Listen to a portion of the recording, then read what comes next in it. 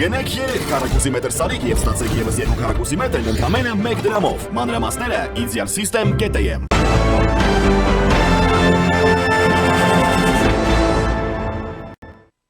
Դուք դիտում եք առաջին լրատվականը, բարև ձեզ, ես Սիրանույշ Պապյանն եմ, տաղավարում զրուցելու եմ Ազգային ժողովի քաղաքացիական պայմանագիր խմբակցության պատգամավոր, Ազգային ժողովի տնտեսական հարցերի մշտական հանձնաժողովի նախագահի տեղակալ Պապկեն Թունյանի հետ, պարոն Թունյան, բարև ձեզ, շնորհակալ եմ հրավերն ընդունելու համար, գիտեք վերջին օրերին այսպես ձեր նախաձեռնությունը հանրության ուշադրության կենտրոնում է, նոյեմբերի 1-ը մոտենում է ու փաստորեն նախորդին հայտարարեցիք, որ ֆիզիկական անձանց եկամուտների հայտարարագրման գործընթացի էապես պարզեցում տեղի կունենա, այլևս քաղաքացին պարտավորված չի լինելու հայտարարագիր լրացնել, դա իր փոխարեն կանի ՊԵԿ-ը, եթե քաղաքացին կարծում է, որ ՊԵԿ-ի կողմից տեսանելի տեղեկությունից բացի որևէ այլ եկամուտ չունի։ Ինչով էր պայմանավորված, պարոն Թունյան, այս հետքայլը, ձեր ընդդիմադիր գործընկերները սա համարում են օրինակ իշխանության ձախողում եւ բացատրում են, որովհետեւ նախընտրական տրամադրություններ են, արժևում ընտրություններ են եւ բնակչությանը համատարած այսպես տուգանելը լուրջ խնդիրներ կարող էր առաջացնել իշխող քաղաքացիական պայմանագրի համար, չկա ճշմարտության հատիկ այս բոլոր ուրեմն պարզաբանումներում, թե ոչ համեցեք։ Շնորհակալություն հրավերի ու հարցի համար, չնայած հարցը ինքնին իր մեջ արդեն ձևակերպում էր պարունակում, որի հետ համաձայն չեմ հետքայլի, բայց հիմա դրան կանդրադառնանք։ Նախ ասեմ, որ նախաձեռնությունը իմը չի, նախաձեռնությունը կառավարության եւ քաղաքացիական պայմանագիր խմբակցության համատեղ նախաձեռնություն է եւ ես եմ այդ մասին խոսել, որովհետեւ այդ նախագիծը շրջանառության մեջ է դրվել քաղաքացիական պայմանագիր խմբակցության կողմից, անցնելու է տնտեսական հարցերի հանձնաժողովով եւ հիմնական զեկուցողը հարցի լինելու եմ ես, բայց ֆինանսների նախարարությունը, պետական եկամուտների կոմիտեն, պատգամավորները բոլորս այս նախագծի մեջ մասնակցություն ունենք։ Ինչի համար ենք սա անում եւ ինչու հիմա ենք անում, նախ հիշեցնեմ, որ ամիսներ առաջ, իսկ ովքեր որ մի քիչ կասկածով են վերաբերում, կարող են YouTube-ում փնտրել ու գտնել, ամիսներ առաջ հայտարարել ենք, որ հայտարարագրման համակարգի հետ կապված սեպտեմբերին կլինեն որոշակի փոփոխություններ եւ հաշվի առնելով, որ ի հայտ են եկել որոշ տեխնիկական խնդիրներ, կիրարկման ընթացքում ի հայտ են եկել որոշ իրողություններ կամ նոր հնարավորություններ, մենք պիտի փորձենք այս հայտարարագրման համակարգը դարձնել ավելի պարզ, ավելի ճկուն ու ավելի հարմար քաղաքացիների համար։ Ու չկա այդպիսի երկիր, որտեղ իրականացում են այս մասշտաբի փոփոխություններ, լինի առողջապահության ապահովագրության համակարգ, լինի եկամուտների հայտարարագրման համակարգ, որտեղ ոնց ընդունում են օրենքը, այդպես էլ տարիներ շարունակ աշխատում է։ Շատ նորմալ է, որ պիտի այդտեղ փոփոխություններ լինեն։ Չաշխատած է այս փոփոխությունը ըստ էության։ Աշխատած է, շատ քիչ ժամանակ էր անցել։ Աշխատում է այդ փոփոխությունը որևէ մեկը չի չեղարկել, հայտարարագրման համակարգը չի վերանում, եւ այն մարդիկ, ովքեր որ մուտք են գործում իրենց եկամուտների հայտարարագիր, շարունակելու են մուտք գործել լրացնել։ Փոփոխության իմաստը շատ պարզ է, մենք ասում ենք, որ քանի որ պետական եկամուտների կոմիտեն ինքնաշխատ տարբերակով արդեն ահագին ինֆորմացիա լրացնում է, բայց վերջին ամիսների դինամիկան ցույց է տվել, որ քաղաքացիների մեծ մասը, որոնք որ մուտք են գործում համակարգ, այսպես թե այնպես որևէ բան չեն փոխում, ուղղակի հաստատում են այդ հայտարարագիրը, մենք ասում ենք, եթե մարդը ինքը վստահ է, որ իր բոլոր եկամուտները տեսանել են պետական եկամուտների կոմիտեին, իսկ դա գաղտնիք չէ, այսինքն կան եկամուտների տեսակներ, որոնք տեսանելի են, կան տեսակներ, որոնք տեսանելի չեն։ Օրինակ, եթե ես ստանում եմ աշխատավարձ, կամ ստանում եմ թոշակ, կամ ստանում եմ աշխատավարձին հավասարեցված այլ եկամուտ, պետական եկամուտների կոմիտեն դա տեսնում է, իմ փոխարեն լրացնում է։ Բայց եթե ես ստանում եմ, ասենք, թամադայեմ ու ստացել եմ հոնորար, որը ոչ միտեղ չեմ գրանցել, պետական եկամուտների կոմիտեն դա չի տեսնում ու դա չի լրացնում։ Հիմա ամբողջ իմաստը հետևյալն է, եթե ես գտնում եմ, որ ուզում եմ մուտք գործել ու քանի որ կարծում եմ, որ այդտեղ կլինեն դաշտեր, որոնք կիսատ պռատ կլինեն, ես մուտք եմ գործում ու լրացնում եմ։ Եթե մուտք չեմ գործում, Պետք է իր ունեցած տվյալներն է միայն այսինքն մենք այս տարբերակում ենք գնում։ Մենք գնում ենք ոչ թե հանցավորության կանխավարկածում, որ քաղաքացուն ասենք դու պարտադիր ինչ-որ բան թաքցնում ես կամ խաբում, այլ վստահում են քաղաքացուն, ասում ենք դու ինքդ որոշի, որևէ բան այդտեղ ավելացնելու բան ունես, թե չունես։ Բաց դրանից, սա նաև լրացուցիչ հնարավորություն է, որ վաղ մյուսօր եթե մարդը մտնի իր համակարգ ու տեսնի որևէ ինֆորմացիա սխալ է լրացված, ուղի։ Սա երկու եւ երրորդը մենք ամեն դեպքում հայտարարագրի համակարգ մուտք գործած մարդկանց եւ չգործած մարդկանց մեջ տարբերակում ենք դնում արդեն մոտիվացիոն տարբերակով։ Այսինքն ասում ենք, եթե դու ցանկանում ես վաղը մյուսօր օգտվել տարբեր պետական ծրագրերից, օրինակ եկամուտների հետ վերադարձից, չգիտեմ, եկամտահարկի հետ վերադարձից կրթության եւ առողջապահության գծով կատարած ծախսերի համար, ապա դու պիտի առնվազն մի փոքր գործողություն անես։ Վաղը մյուսօր կարող է էլի ուրիշ ծրագրեր լինեն, որտեղ պայմանը լինի եկամուտների հայտարարագիրը լրացված լինելը։ Այսինքն ասում ենք, չես լրացնում, քո իրավունքն է, բայց եթե դու ցանկանում ես, որպեսզի պետությունը քո հետ մի մակարդակ ավելի լավ շփվի, ավելի բաց ու ավելի առատաձեռն, պատկերավոր ասած, ուրեմն դու էլ քո կողմից ընդհանրապես պետքա որոշակի པարզ գործողություններ կատարես։ Մենք վերաբերում ենք քննադատություններին, դա նորմալ է, որովհետև ընդդիմության գործը քննադատելն է եւ մեկը սա կներկայացնի հետ քայլ, բայց երբ որ իրանք բերեն օրինակ առաջարկեցնին փոփոխությունը անելու մենք չհամաձայնենք, ասեն չեն ցանկանում լավարկել, այդ ամենը նորմալ է, ընդդիմությունը ավելի լավ է, հատկապես խորհրդարանական ընդդիմությունը թող մտածի իր տված խոստումների մասին, որովհետև մենք մեր տված խոստումների առաջ մի քանի ամսից պատասխան ենք տալու։ Մի կա խոստումներ, որոնք ամբողջությամբ են կատարել, կա խոստումներ, որոնք մասնակի են կատարել, կա խոստումներ, որոնց չենք էլ մոտեցել, ինչ-ինչ պատճառներով մենք դրա համար պատասխան կտանք։ Բայց իրենք տվել են ընդամենը մեկ խոստում առաջին օրվանից, դա այս իշխանությանը հեռացնելն է եւ արդեն 5 տարի իրանք այդ խոստման իրագործման համար իմպիչմենտի գործընթացը 5 տարի աշխատավարձ են ստացել ու պետական միջոցներ ու մնացել են ազգային ժողովում, այ իրանք թող պատասխան տան, թե 5 տարին իրանք մեկ խոստումը ինչի չեն կատարել։ Լավ, ինչ կգանք ընդհանրապես ընդդիմադիրների եւ 26 թվականի սպասվող այս իրադարձություններին, տեսեք, ինչպես է այս քայլը, այս պարզեցված քայլը, հա, նպաստելու, որ քաղաքացին եկամուտները չթաքցնի։ Դուք բերեցիք օրինակ Թամադայի օրինակ, որ եթե ինքը ուզում է կգնա կլրացնի, որովհետեւ կոնկրետ տվյալ դեպքում ՊԵԿ-ը չի տիրապետելու այդ տեղեկատվությանը, բայց տեսակետ կա, որ այս քայլը արդար չէ այն քաղաքացիների նկատմամբ, որոնք արդեն իսկ հայտարարագիր են լրացրել ու ներկայացրել ու դրանք քիչ չեն։ Բայց ինչի ասենք այն քաղաքացին, որ հայտարարագիր է լրացրել, իր կյանքում ինչ-որ շատ վատ փոփոխություններ կամ ինչ-որ բացասական բաներ են տեղի ունեցել։ Կարող է ինքն էլ կարողանար թաքցնել այդ ընթացքում։ Չէ, օրինակ եթե մարդը ուզում է թաքցնի, հայտարարագիր լրացնելով էլ կարող է թաքցնի։ Ի վերջո անկախ նրանից մարդը հայտարարագիր լրացնում է թե չի լրացնում, պետական եկամուտների կոմիտեն բոլորի համար, լրացրածների ու չլրացնածների համար, բանկային համակարգից ստանում է որոշակի տվյալներ, 4 տվյալ, որի մասին կհիշեք ժամանակին էլի ահագին խոսվում էր։ Պետական եկամուտների կոմիտեն ստանում է տվյալ քաղաքացու բանկային հաշիվների մնացորդը տարվա սկզբին եւ տարվա վերջին եւ ստանում է ընդհանուր մուտքերի եւ երգերի հանրագումարը։ Հիմա եթե այնպես կլինի, որ կտեսնեն, որ մարդու տարեկան եկամուտը ընդամենը եղել է 1 միլիոն դրամ, բայց այդ մարդու հաշիվների մեջ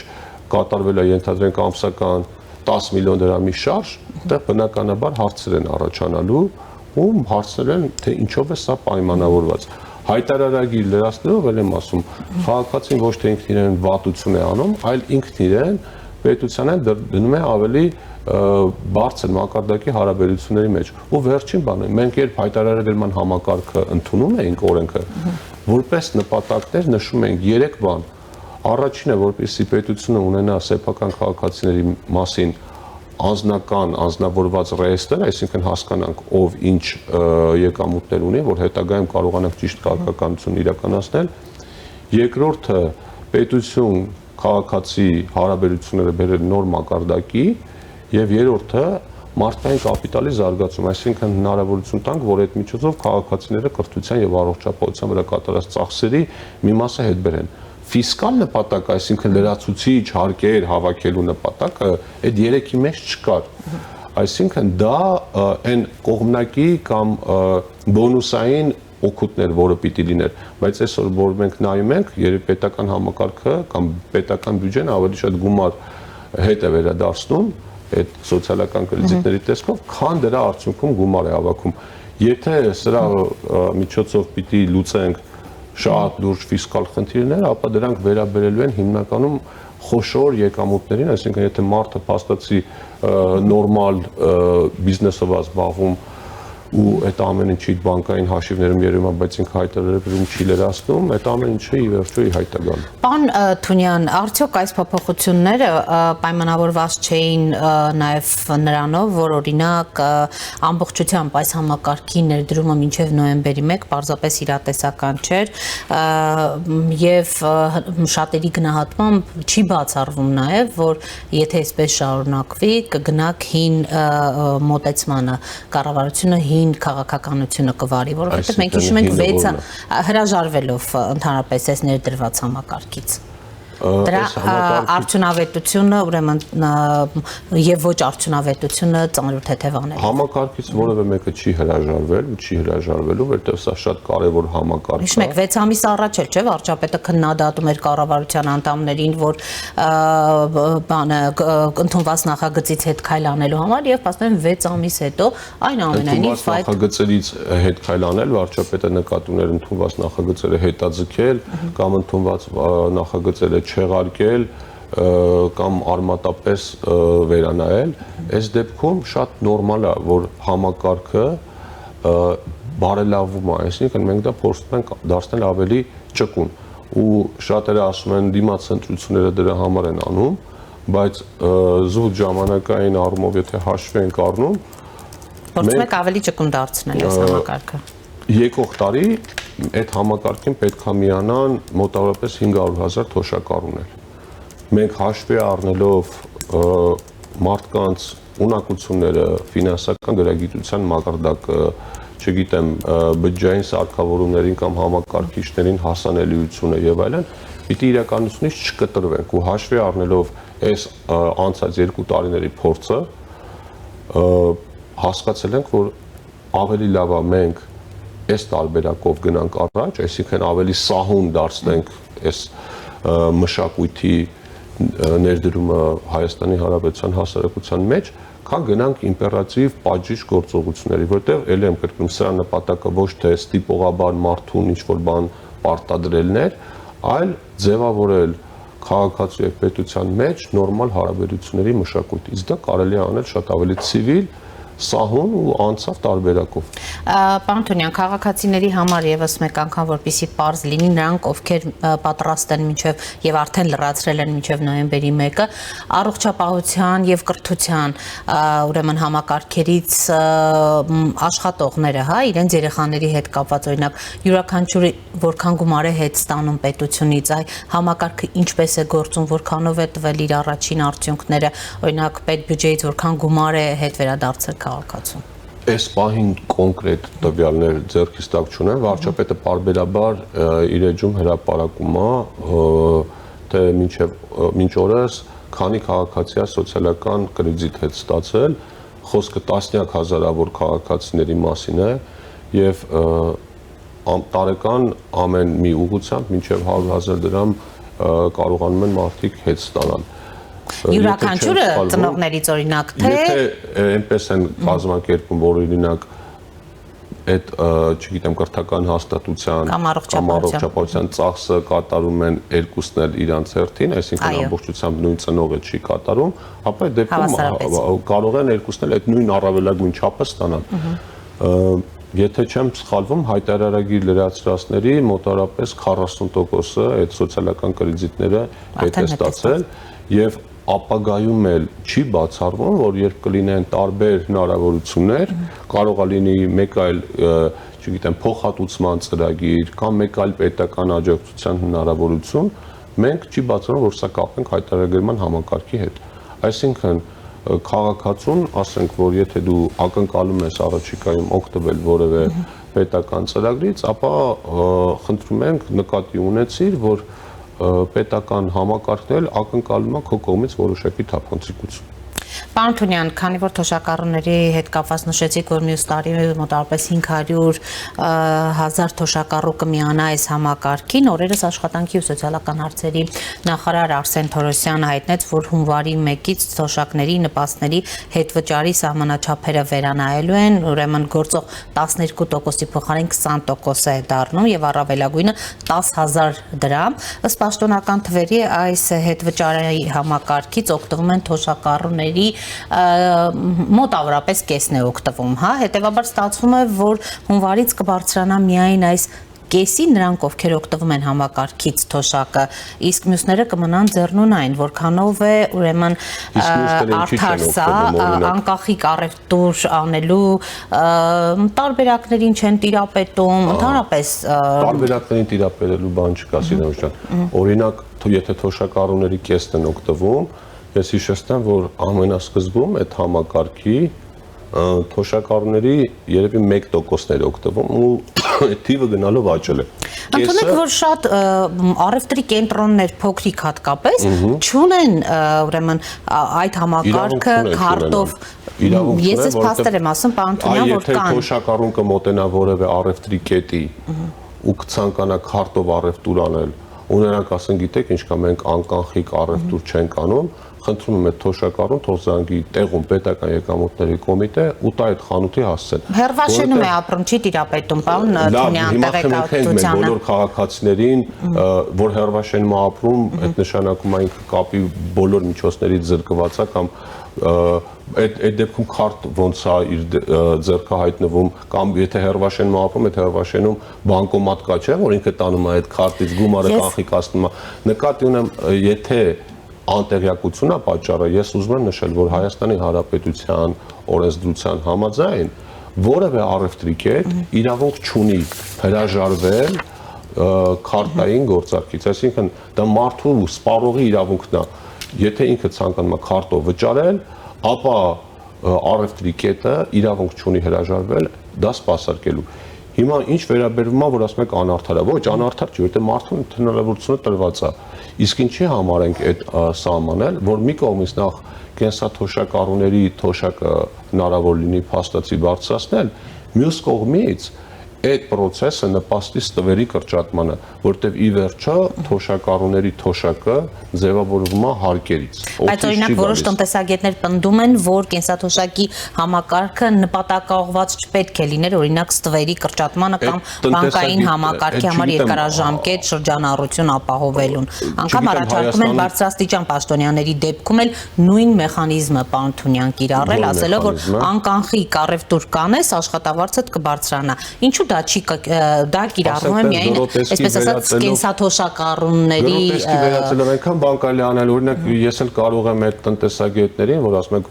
շատ հետաքրքիր բան է, ով մի բան խոսում է, դիպլոմը վերցնում է, նայում է մասնագիտությամբ ինչ է, տնտեսագիտության ֆակուլտետն ավարտել, ասում են մի շարք տնտեսագետներ այդպես են ասում։ Հիմա ես էլ առաջարկում եմ, թող մի շարք տնտեսագետներ խոսելու իրավունք ունենան միայն այն դեպքում, երբ որ իրենց նախկին խոսացածները իրականություն դարձած կլինեն։ Չի կարելի ինչ-որ մի քանի հոգու ասած, ինչքան էլ իրանք ակտիվ են, շատ են խոսում բարձր, ներկայացնել որպես բացարձակ ճշմարտություն։ Պարոն Թունյան, որպեսզի նկատի ունեմ ամեն ինչը բերել, կապել, իրար խառնել։ Ես էլ եմ ասում, թոշակառուների թոշակը ձևավորվում է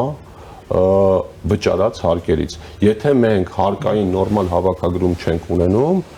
թոշակառուների թոշակները ավելացնել կամ ժամանակին վճարել հնարավոր չի լինի։ Պարոն Թունյան, հետաքրքիր է օրինակ, այս դեպքում այս մասով է շատ թոշական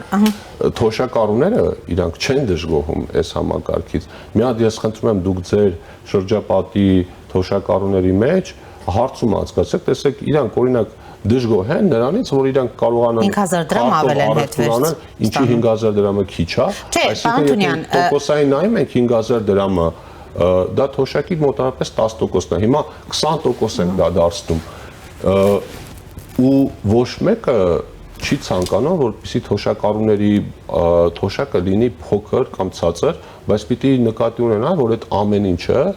գալիս է պետության հնարավորություններից։ Դրա համար էլ այս թոշակի ավելացման մեխանիզմը համադրվել է պետության հնարավորությունները ավելացնելու հետ, դրանում ինչ-որ վատ բան կա, այսինքն եթե մարդը հակառակը, օրինակ թոշակառուներ կա, մինչև այդ ասում են ինչի չի քեշբեքի տոկոսը ավելի բարձր, թոշակառուներ կա, ասում են ինչու կոմունալ ծառայություններն էլ սրա մեջ չեն մտնում։ Միշտ կարելի է գտնել 1-2 հոգու, որոնք դժգոհ են ամեն ինչից, բայց այդ ամեն ինչից դժգոհ լինելու պարագայում չի կարելի ոչինչ անել։ Պարոն Թունյան, ճշգրտում անենք, որպեսզի նաև այսպես թոշակառուներից էլ ենք, տարբեր հարցումներ ստանում։ Օրինակ թոշակից նա կարող է վճարել եւ կոմունալ ծախսերը եւ առևտուր անել, այդ ամբողջը մտնում է մեջը։ Այո։ Այսինքն այնպես չէ, որ կոմունալ ծախսերի դեպքում դա չի դիտարկվի։ Կոմունալ ծախսերի դեպքում դա չի դիտարկվում, որովհետև կոմունալ ծախսերը այսպես թե այնպես թափանցիկ են եւ այդ դեպքում մենք ստվերի դեմ պայքարելու բան չունենք։ Այսինքն կոմունալը չի կարող վճարել։ Բայց չգիտեմ, այս նոր փոփոխությամբ, որ դառնալու է 12%, 20%, անկեղծ ասած չգիտեմ, քանի որ կառավարության որոշմամբ է լինելու, միգուցե այդ մասով էլ որոշակի փոփոխություն լինի գործող համակարգով, որ թոշակառուները քեշբեք են ստանում, կոմունալ ծախսերի փոխհատուցում չի մտնում դրա մեջ, որտեվ ասում դրա նպատակն է, որ եթե դու գնում ես խանութից առևտուր ես անում, եթե քարտով ես անում, նշանակում է այդտեղ ստվեր չկա, իսկ կոմունալ ծախսերը այսպես թե այնպես թափանցիկություն են ապահովում։ Տեսեք, Նիկոլ Փաշինյանը 3 թվեր ներկայացրեց, ըստ որոնց 2025 թվականի հունվար-սեպտեմբեր ամիսներին հիպոթեկային վարկերի վճարած տոկոսների գծով վերադարձվել է 70.2 միլիարդ դրամ եկամտային հարկ, մինչդեռ 18-ին այդ նույն ցուցանիշը 5 միլիարդից էլ քիչ էր։ Այսօր այդ գործիքից օգտվում է ավելի քան 62,000 քաղաքացի, պարոն Թունյան։ Ինչով է պայմանավորված, որ թեև այս համակարգը հանվեց, սակայն վերադարձվող եկամտահարկը շարունակում է մեծ քայլերով աճել։ Համակարգը հանվեց Երևանում հիմնականում ու կենտրոնացավ մարզերի վրա, հա։ Այսինքն Երևանում հանվեց, բայց Երևանի հանվելու մինչև վերջնաժամկետը մեծ թվով գործարքներ տեղի ունեցան, այսինքն մարդիկ իմանալով, որ այլևս Երևանում այդ համակարգը չի աշխատելու, կառուցապատողները թե գնորդները միանգամից մեծ մասշտաբով սկսեցին գործարքներ իրականացնել, այսինքն այդ կարճ ժամանակահատվածում թիվը աճեց եւ բացի դրանից հիմա մենք տեսնում ենք Երևանին մոտ գտնվող մարզերում շինարարության ակտիվացում, որովհետեւ առաջիկա 2 տարում այդ համակարգը նաեւ Երևանին մոտ մարզերում է դուրս գալու։ Թիվը կսկսի նվազել այն ժամանակ, երբ որ արդեն այն ամենասկզբում տված վարկերը կսկսեն ամբողջությամբ մարվել ու վերջանալ։ Այսինքն մենք որ փոփոխությունը կատարում ենք, որ ասում ենք Երևանից դուրս է գալու, հետո մարզերից դուրս է գալու։ Մեկը արդեն մարդիկ վարկեր ունեն վերցրած, որ այդ ամբողջ ընթացքում այդ սպասարկումը շարունակելու է գնալ։ Ու դա պարզ թվաբանություն է, հիմա այդ դետալների մեջ չխորանալով ասեմ, որ մի որոշ փուլ էլ կսկսի այդ հետ վերադարձը աճել, որից հետո աստիճանաբար կսկսի պակասել։ Երևի մի քանի տարուց մենք արդեն կունենանք դանդաղ արդեն նվազման միտում։ Պարոն Թունյան, նախորդին գրառում եք արել հայտնելով, որ վարչապետի հանձնարարությամբ շատ շուտով վերջնական տեսքի կբերվի եւ կառավարության հաստատմանը կներկայացվի հարկային քաղաքականությանը վերաբերող օրենսդրական նախաձեռնություն, որն ամբողջությամբ պրո-բիզնես է, լրացուցիչ ճշգրտություն կհաղորդի բիզնեսին եւ կնպաստի ներդրումային ակտիվությանը։ Ինչի մասին է խոսքը, մի փոքր կմանրամասնեք։ Ինչի։ Որովհետև եթե ավելի մանրամասն ներկայացնելու լինեի, միանգամից այդ նախաձեռնության մասին կգրեի, այս դեպքում փորձել եմ մի քիչ անոսանել, չգիտեմ երևի սխալ եմ արել, բայց առաջիկայում իրոք սպասում եմ ոչ միայն այդ փոփոխությունը, այլև բազմաթիվ այլ փոփոխություններ,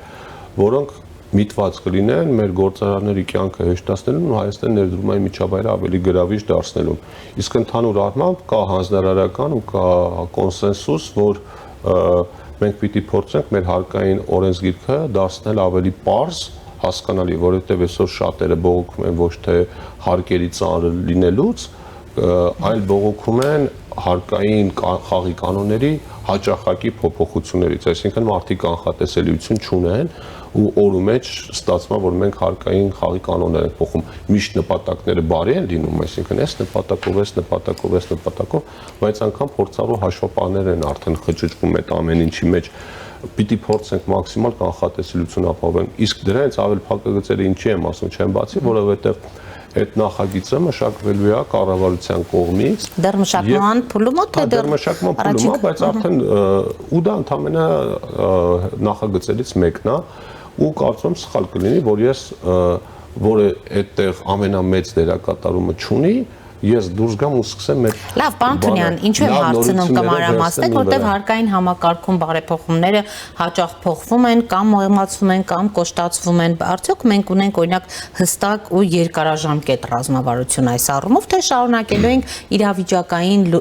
լուծումներ տալու քաղաքականություն իրականացնել։ Հստակ ռազմավարություններ ունենք, տարբեր ուղղություններով ունենք, ասենք մի քանի տարվա տեսլականներ, լինի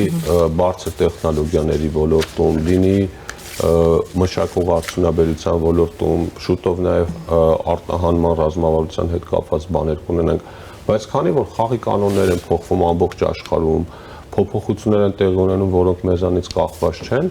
միշտ հարկ առաջանում ճշգրտել այդ ամեն ինչը։ Օրինակ, սենց 5 տարի առաջ որևէ մեկը չգիտեր, թե 2022-23 թվականներին ռուս-ուկրաինական պատերազմի հետևանքով Հայաստանի տնտեսության մեջ ինչպիսի փոփոխություններ կլինեն ու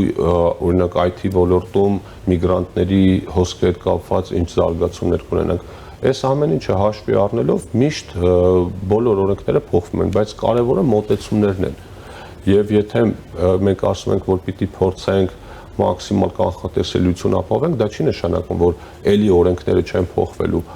Օրենքները պիտի փոխվեն, միշտ են փոխվում, որովհետև դա անհրաժեշտություն է։ Ուղղակի դրանք պիտի լինեն ընթացիկ ճշգրտումներ կամ ըստ խիստ անհրաժեշտության, բայց մեծ ուղղությունը դեպի դու ուր ես գնում, քո սկզբունքները որոնք են,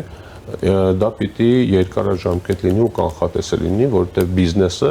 փորձում է երկարաժամկետ պլանավորել իր անելիքները ու չեն կարող մարդիկ ամեն տարի նոր իրականության հետ հարմարվել ու փորձել այնպես անել, որ վնասներով դուրս չգան։ Լավ, մենք տեսնում ենք, որ հաճախ փոքր բիզնեսն է, հա, բողոքում անորոշությունից, հարկային բեռից, անկայուն միջավայրից, կան կոնկրետ դրույթներ այս նոր փոփոխությունների մեջ, որոնց չակերտները, փակագծերը դուք չեք փորձում բացել եւ ճիշտ չեք համարում բացել, օրինակ, որոնք հատուկ թիրախավորելու են ՓՄՁ հատվածը։ Սիրանուշ ջան, նախ հիմա մեզ լսողները կմտածեն, թե ինչ-որ աշխարհացունց գերգաղտնի բան ենք պլանավորում, չէ, ուղղակի հերթական լավ փոփոխությունն է, որի մասին կգա ժամանակը, հետո խոսենք, այսինքն ինչ-որ տենց բան չկա, այդտեղ ինտրիգ չկա։ Փոփոխություններն էլ, ֆունդամենտալ փոփոխություններ կարող են լինել, որոնք հիմա քննարկման փուլում են ու մասնագիտական շրջանակներում արդեն որոշակի քննարկումներ գնում են, բայց հիմնական մեր նպատակը հետևյալն է, հարկային օրենսգիրքը դարձնել ավելի հասկանալի, պարզ եւ կանխատեսելի։ Մենք ունեցել ենք հարկային օրենսգիրք ժամանակին, որը միավորել է տարբեր օրենքներ այն նպատակով, որ պարզ լինի տնտեսվարողների համար, որ իրանք ունենան մեկ փաստաթուղթ, որտեղ կլինեն խաղի կանոնները։ Հետո այդ փաստաթուղթը այնքան է ընթացքում փոփոխվել, ավելացվել, չգիտեմ, որ դարձել է շատ մեծ հաստափոր ու կարկատած ինչ-որ փաստաթուղթ։ Դրա համար ասում ենք, որ մենք պիտի մի հատ կանգ առնենք ու այս հարկային օրենսգիրքը մի հատ ռեստարտ անենք, որպեսզի մարդկանց համար այդ փաստաթուղթը դադարի լինել անհասկանալի տարաբնույթ մեկնաբանություններով ինչ-որ բան։ Սա է գլխավորը, մնացածը արդեն գալիս է տնտեսական քաղաքականությունից, ինչ ենք ուզում, ինչին ենք ձգտում, հարկային քաղաքականություններ կբխի դրանից։ Լավ, տեսեք, քանի որ խորհրդարանական ընդդիմությանը զրույցի սկզբում անդրադարձակ եւ նրանց քննադատություններին, որ ըստ էության այս վերջին 5 տարվա ընթացքում, 4-5 տարիների ընթացքում այդպես էլ հասարակության մեկ տրված խոստումը չեն իրականացրել, այս իշխանությանը չեն կարողացել հեռացնել։ Հիմա բացի խորհրդարանական ընդդիմությունից այլ ուրեմն արտախորհրդարանական ուժեր կան, որոնք հիմա արդեն արդեն հունվարից են պատրաստվում ակտիվանալ։ Ես Անվել Կարապետյանին եւ նրա թիմին եմ ասում, գիտեք նրա եղբորորդին արդեն հասցրել էր ներկայացնել քաղաքական թիմ երկրի զարգացման նոր ուղի առաջարկելու, ընտրվում է ռեգիոնը եւ այդ ռեգիոնի վրա ստեղծվում են արդյունաբերական զարգացման ծրագրեր եւ այլն։ Առհասարակ եթե գանք 26 թվականին տնտեսական մասով նախընտրական արդյոք իշխանությունը կարողանալու է այնպիսի ծրագրեր առաջարկել, որոնք հանրության այնքան կհետաքրքրեն, որ քաղաքացին նորից կգնա եւ ձայն կտա քաղաքացիական պայմանագրին, պարոն Տոնյան, երբ կան այսպիսի այլընտրանքային այսպես ասած ծրագրեր։ Քաղաքացիական պայմանագիրը հանդես կգա իր առաջարկով ու կներկայացնի ծրագիրը, ժամանակը ցույց կտա, թե քաղաքացիները դրան ինչպես կվերաբերվեն։ Այդտեղ մենակ տնտեսական ծրագիրը չի, այդտեղ կան սոցիալական ոլորտ, աշխարհակաղակական ոլորտ, իրավական ոլորտ եւ այլն, բայց ուզում եմ ասել, որ տնտեսության զարգացման ամենակարևոր պայմանը դա խաղաղությունն է, այդ որևէ մեկը չի կարող հերքել, չնայած հիմա որոշ մարդիկ ընկած ապացուցում են, որ խաղաղությունը վատ բան է, ու սկսում են ապացուցել, որ շրջափակված լինելը Հայաստանի տնտեսությանը ավելի օգտակար, թող հանդես գան իրանց այդ թեզերով, ինչ վերաբերվում է ձեր նշած ուժերին, ապա նորմալ է, իրանք էլ եթե կմասնակցեն ընտրություններին, թող մասնակցեն, թող իրենց ծրագրերը ներկայացնեն։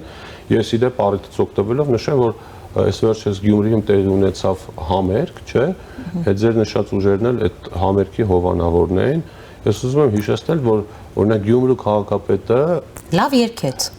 Դե չեմ, ես բան երկի ժյուրիի անդամ չեմ, բայց մի բան ուրիշ հիշում եմ, որ ընտրությունների ժամանակ Գյումրիի ինքը ասում էր, որ եթե ինքը լինի իշխանությամբ, Ռուսաստանից բազմամիլիոն ներդրումներ են կատարվելու եւ Գյումրիում գործարաններ են կառուցվելու։ Այ լավագույն օրինակն է, թող Գյումրիում նոր է, ընդամենը մի քանի ամիս է, պարոն Տոնյան։ Դե ընդամենը մի քանի ամիս է, մի քանի ամիս էլ ընտրություններ են, այնպես որ սպասելու շատ բան չկա, բայց ես անհամբեր սպասում եմ Ռուսաստանից եկող շռնդալից ներդրումներ։ Այո, ռուսական կապիտալով Գյումրիում կառուցող գործարաններ ու կարծում եմ այդ գործը իրենք ինչքան արագացնեն, այնքան իրենց համար լավ կլինի, որովհետեւ ցույց կտան, որ տեսեք գործարաններ են կառուցել, որ մենք գանք իշխանության Հայաստանի Հանրապետության ամբողջ տարածքում հազարավոր գործարաններ կկառուցենք, ինչպես որ ասել են, իհարկե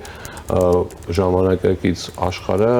ապացուցել է, որ կարևորը ոչ թե գործարան կառուցելն է, այլ կարևորը հասկանալ, թե այդ գործարանի արտադրած ապրանքը որտեղ է վաճառելու, իսկ թվում է իրենք այդ հարցի պատասխանը գտնելու համար էլ ժամանակ ունենան։ Բայց ամեն ինչին նորմալ է վերաբերվում, եթե օրենքի շրջանակներում է, թող տնտեսական ծրագրեր կազմեն, թող ներկայացնեն, թող խոսան, հասարակություններ կհասկանա ով ինչ է ասում, ըստ այդմ էլ ընտրությունը կկատարի։ Ես շատ հանգիստ եմ վերաբերվում այդ ամեն ինչին,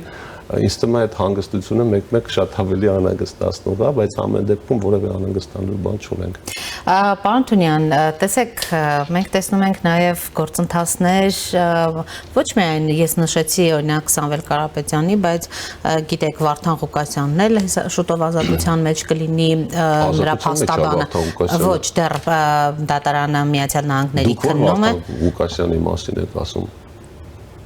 Դոք մականունով։ Հա, ես իմացա Գյումրվա քաղաքապետի մասին եք ասում, ինձ տված ասում անազատություն։ Չէ, ազատության մեջ է նա գիտենք, իսկ Վարդան Ղուկասյանին դեռ Միացյալ Նահանգների դատարանը պիտի քննի, նա էլ է հայտ ներկայացնելու նրա փաստորեն քաղաքական թիմի հայտարարությունը, որ ազատության մեջ, թե ոչ անազատության մեջ անպայման մասնակցելու են 26 թվականի ընտրություններին, անհանգստանալու առիթ չունեք այսպիսի քաղաքական դասավորություններ։ Երբ որ մեզ մոտ ընտրությունները մասնակցային չլինեն, այսինքն լիներ 1-2 ձևական կուսակցություն, ինչքան շատ մասնակցեն, այնքան լավ, թող մասնակցեն, հասարակությունը ավելի լայն ընտրության հնարավորություն կունենա, այսինքն ինչի պիտի դա անհանգստացնող լինի, եթե օրենքի սահմաններում ամեն ինչը արվում, ապա նորմալ ժողովրդավարական պրոցեսներ են, որից ընդհանրապես անհանգստանալու բան չունենք։ Տեսեք, դուք խոսում եք ռուսական կապիտալի Գյումրիում ներդրումներ անելու, ուրեմն խոստումները դեռևս իրականություն չդարձնելու մասին, բայց հետաքրքիր է, պարոն Տոնյան, մենք շատ ենք իհարկե խոսել Հայաստանի Հանրապետության վարաստնտեսական քաղաքականությունը, ԵԱՏՄ անդամ լինելու հանգամանքը եւ թե մինչեւ երբ պիտի լինենք ԵԱՏՄ անդամ, Հայաստանը ձեր գնահատմամբ այսպիսի քայլերով, երբ մի կողմից նշում են Եվրամիության անդամ, տեխնա գործածու լինելու հնարավորությունների մասին, մյուս կողմից ԵԱՏՄ-ում սպասվող այսպիսի նաև սպառնալիքների մասին, որ չեք կարող մի կողմից պիտի ընտրություն կատարեք, հա, ինչ եք ուզում եւ ոնց եք անում։ Հայաստանը ընդհանրապես կարճաժամկետ կամ երկարաժամկետ հեռանկարում որքանով է դիտարկում ԵԱՏՄ-ից դուրս գալու գործընթացը։ Հայաստանը իր տնտեսությունը երկարաժամկետ հեռանկարում տեսնում է եվրոպական ստանդարտներին համապատասխանող տնտեսություն։ Ինչպես այդ մասին նաև վարչապետը հայտարարել էր, եթե մեզ կընդունեն Եվրամիություն, ապա մենք կլինենք Եվրամիության անդամ։ Չեն ընդունել Եվրամիություն։ Մենք անելիք չունենք, կընդունեն, մենք ունենանք Եվրոպական միության ստանդարտներին համապատասխանող տնտեսություն։ Այսինքն այդ նշանակում է, որ ամեն ինչ կախված է առաջին հերթին մեզնից, այսինքն մենք պիտի հիմա ուշադրությունը չկենտրոնացնենք նրա վրա ԵԱՏՄ-ում ինչ են ասում, Եվրասիական միությունում ինչ են ասում, թե երրորդ երկրներում ինչ են ասում։ Եթե մենք ինքներս մեզ համար որոշել ենք, որ մենք ուզում ենք այս ստանդարտների ու մակարդակի տնտեսություն, մենք ինքներս պիտի այդ ուղղությամբ աշխատենք, ու Հայաստանի կառավարությունը այդ ուղղությամբ աշխատում է։ Այլ հարցա, որ միգուցե տեմպերը որոշ դեպքերում բավարար չեն, այլ հարցա, որ կարող է քննադատություններ լինեն, բայց պետք է նկատի ունենալ, որ վերջին մի քանի տարվա ընթացքում շատ ոլորտներում լրջագույն փոփոխություններ են կատարվել եւ այս պահի դրությամբ կարող ենք ասել, որ մենք շատ ավելի ամուր ոտքերի վրա կանգնած փորձելու ենք ավելի մեծ ուշադրություն դարձնել տնտեսական զարգացմանն ու ֆունդամենտալ ինստիտուցիոնալ ռեֆորմներին, որը մեր տնտեսությունը ու մարդկանց բարեկեցությունը մի քանի աստիճան պիտի բարձրացնի։ Իսկ ԵԱՏՄ-ից դուրս գալու հետ կապված, եթե հիմա քանի մենք ԵԱՏՄ-ի անդամ ենք, երբ որ պահը կգա կզգանք, որ մեր տեղը այլևս ԵԱՏՄ-ում չի, այլ տեղ է, այդ մասին կհայտարարենք, բայց հիմա այնպես չստացվի, որ մի բանը դեռ չարած ինչ որ մի բանին ենք ձգտում ու վերջում մնում ենք մեջտեղում կանգնած։ Չէ, էլ եմ ասում, հիմա մենք պիտի ոչ թե խոսենք ԵԱՏՄ-ից դուրս գալու մասին կամ Եվրամիություն անպայմանորեն մուտք գործելու մասին, այլ պիտի խոսենք մենք ինքներս մեր սեփական երկիրը զարգացնելու մասին։ Հետո որտեղ կհայտնվենք, այդ արդեն մեր սեփական ունակություններից կախված կլինի։ Շնորհակալ եմ, պարոն Ձեզ նույնպես շնորհակալություն։ Առաջինի տաղավարում զրուցում է Ազգային ժողովի քաղաքացիական պայմանագիր խմբակցության պատգամավոր Ազգային ժողովի տնտեսական հարցերի մշտական հանձնաժողովի նախագահի տեղակալ Վաբկեն Թունյանի հետ։ Կհանդիպենք։